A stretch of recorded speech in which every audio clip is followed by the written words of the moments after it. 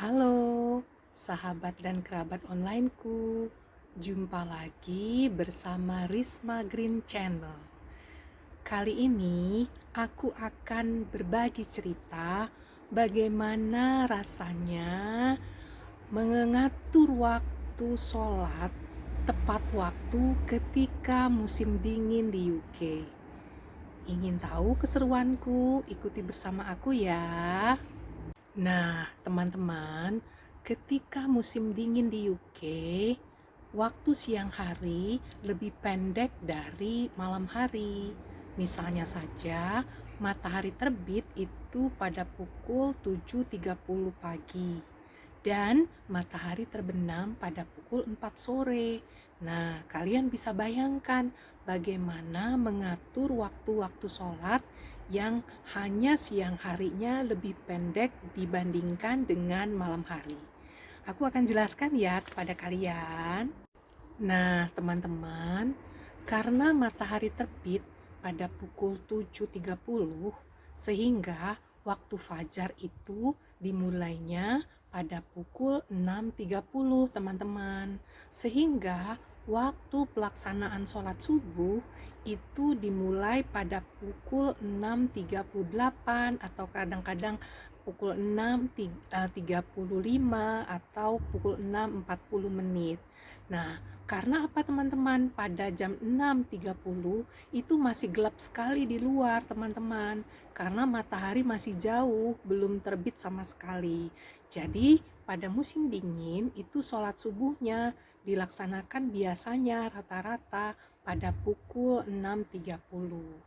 Nah, selanjutnya matahari terbit itu sekitar pukul 7.30 dan biasanya kita melaksanakan sholat sunat, misalnya sholat duha, itu biasanya dilakukan pada pukul 9 pagi. Nah, selanjutnya bagaimana dengan sholat duhur? Nah, sholat duhur itu hampir berdekatan dengan jam 12 siang. Ya, di mana kadang-kadang jam 11.55.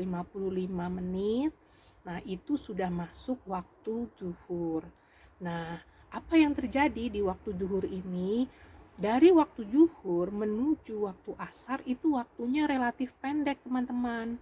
Nah, sangat berbeda sekali dengan kita yang berada di ekuator. Nah, antara sholat duhur dengan sholat asar, kalau kita berada di ekuator, itu lebih dari 3 jam. Misalnya jam 12 siang, maka rata-rata kita melaksanakan sholat asar itu pada pukul 3.30 sore. Nah, sangat berbeda dengan di UK, teman-teman.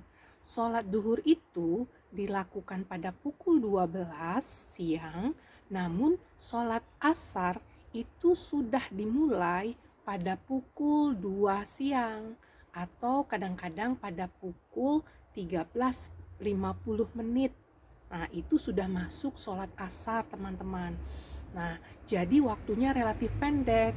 Nah, itu sebabnya kita bisa menjaga waktu sholat dengan baik.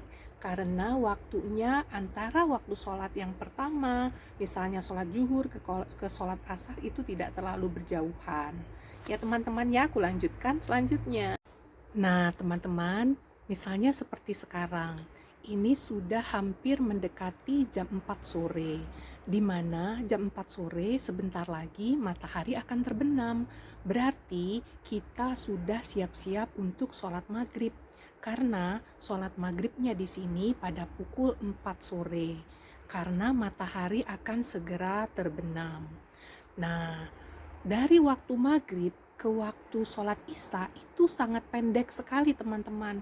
Jadi kita harus benar-benar mengatur waktu sehingga kita tidak terlalu jauh antara sholat maghrib dengan sholat isya. Nah, karena apa teman-teman? Sholat isyanya itu dilakukan jam 5.30. Jam 5.30 itu sudah masuk waktu sholat isya. Nah, jadi ada keuntungannya nih, kalau sholat isya, jeda waktunya sangat panjang sekali teman-teman, sampai memasuki tengah malam atau bahkan memasuki waktu subuh, itu waktu isya. Jadi di sini di UK ketika musim dingin sholat isya itu waktunya yang paling panjang antara waktu sholat yang satu dengan waktu sholat yang lainnya.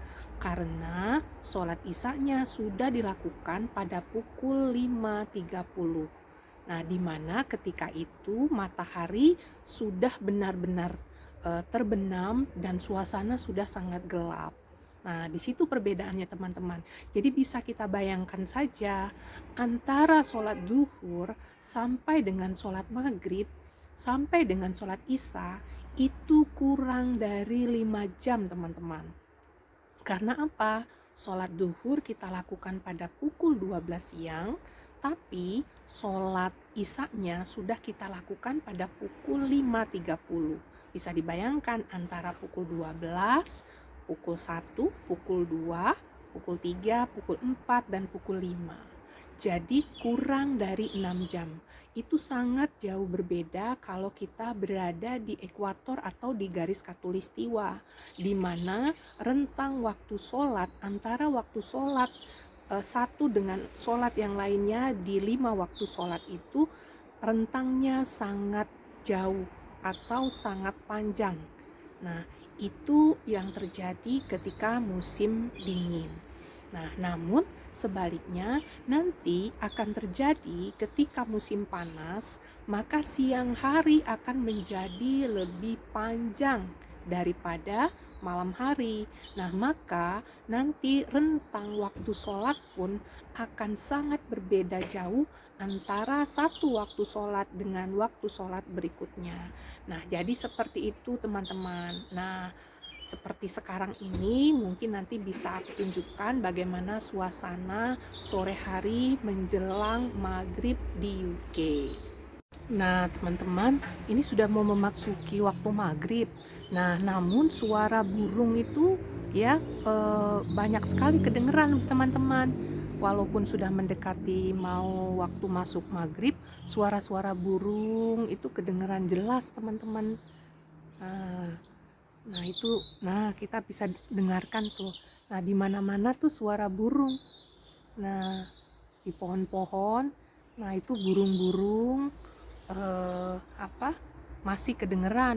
Nah justru di sini kalau mau memasuki waktu maghrib gitu, suara burung banyak benar nih seperti di pohon-pohon ini nih.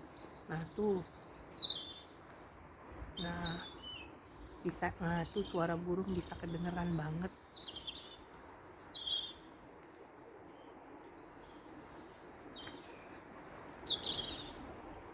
Nah tuh burung-burung di pohon-pohon tuh teman-teman kelihatan ya. Nah itu, jadi menjelang waktu maghrib malah banyak burung-burung di sini teman-teman. Nah tuh,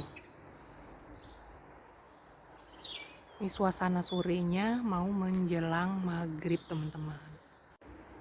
Nah teman-teman, ada satu hal yang kadang-kadang membuat aku agak sedikit sedih, yaitu di sini aku nggak mendengar suara azan teman-teman.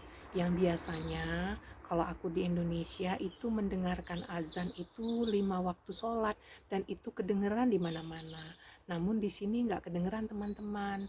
Nah aku mengetahui waktu-waktu sholat itu karena ada aplikasi di handphoneku, yaitu yang bernama Muslim Pro. Nah di mana untuk Worcester City itu bergabung dengan kota Birmingham, sehingga waktu sholatnya itu disesuaikan dengan kota Birmingham. Nah itu teman-teman yang membuat aku agak sedikit sedih sih sebenarnya. Nah tapi yang membuat aku tetap menjalani waktu sholat dengan tepat adalah karena semangat yang aku lakukan. Luar biasa semangatku karena aku disupport juga oleh suamiku untuk kita selalu melaksanakan sholat tepat waktu. Insya Allah walaupun aku jauh dari Indonesia, tapi aku tetap menjaga sholatku tepat waktu teman-teman. Nah teman-teman, terima kasih yang sudah mengikuti video aku kali ini. Sampai jumpa pada video aku selanjutnya. Terima kasih.